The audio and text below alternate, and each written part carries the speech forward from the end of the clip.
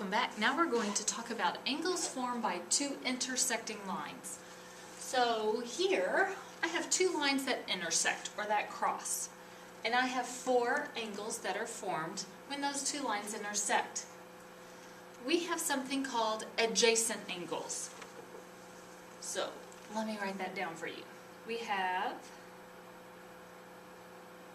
adjacent angles. Okay, adjacent angles. So if you think of things that are adjacent, like my room is adjacent to Mr. McDaniel's room, because if we take out this wall, we could see his room and everything in it, okay? But at no point with this wall between us is part of my room part of his room, okay? So adjacent angles are two angles that, if you think about it, share a wall. So angles 1 and 2 are adjacent because the only thing separating them is this line. Now, angle 1 is also adjacent to angle 4 because they just have this wall or this line separating them. Okay? Angle 2 is adjacent to angle 3, and angle 3 is also adjacent to angle 4. So we have a couple different pairs of adjacent angles in here. Another kind of angle that we're going to look at are called vertical angles. So these are also formed by intersecting lines. So angle 1 and 2 were adjacent, and angle 1 and 4 are adjacent. But if you look at angle 1 and 3, these are what we call vertical angles. Okay?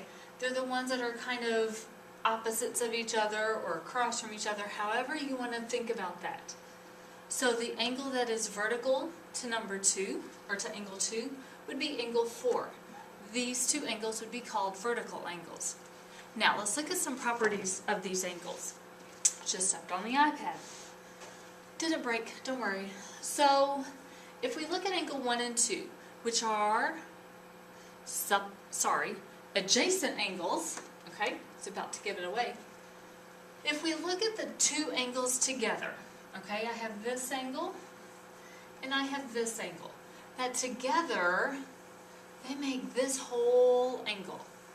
Well, these two together would equal 180 degrees because this is a straight line. So together these would equal 180 degrees, which means they are, think of the last video, supplementary. So when you have the two intersecting lines, adjacent angles are supplementary. Angle 1 and angle 4 would add to be 180. Angle 1 and angle 2 are supplementary, so they would add to be 180. Vertical angles, however, are congruent, which means that they have equal measures. So angle 1 and 3, which were our vertical angles, if you look, they are the same size. Okay, you can kind of see that. Angle 2 and angle 4, which are another pair of vertical angles, look the same, and they are. Okay, so the vertical angles are congruent. Adjacent angles in this case are supplementary. So now we're going to try to find the angle measures when we have two intersecting lines. So let's look at the same example, but now we are given that the measure of angle 3, so this is just a shorthand way to write all that out. We have a little m and then an angle sign. We actually kind of draw an angle, so this is measure of angle 3 is equal to 52 degrees. I need to find the measures of angle 1, 2, and 4. Okay? So if I go back up here, I always have to draw things out and fill it in. So I'm going to fill in that the measure of angle 3 was 52 degrees. So if I just stand back and look at that, real quick one to do is the measure of angle 1. Okay? Angle 1 and angle 3 are vertical angles, so these were our congruent angles, which means that they have equal measures. So if angle 3 is 52 degrees, so if angle 3 has 52 degrees, that means that angle 1 is also 52 degrees. Okay? So I have two of my angles. Now, looking at these, Angle 2 and angle 3. I'm going to go back with what I started with. Angle 2 and angle 3, they make a line, which is 180 degrees. Think of a straight angle. It measures 180. So angle 2 plus angle 3 needs to give me 52 degrees. These adjacent angles, angle 2 plus angle 3 needs to give me 180. These are adjacent, and in this situation, adjacent angles, when the intersecting lines, are supplementary. So the angle measure I'm trying to find plus 52 degrees should be 180 degrees.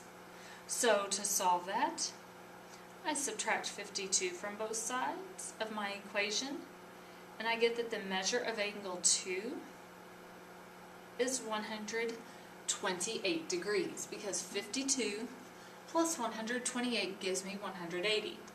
Now with angle 4, I can go back and look. These are adjacent angles. With intersecting lines, adjacent angles are supplementary, and redo all this. Or I can just look. Angle 2 and angle 4 are vertical angles. They're congruent. These measure the same thing. So if angle 2 is 128 degrees, angle 4 is 128 degrees. That's it for this section. Great job.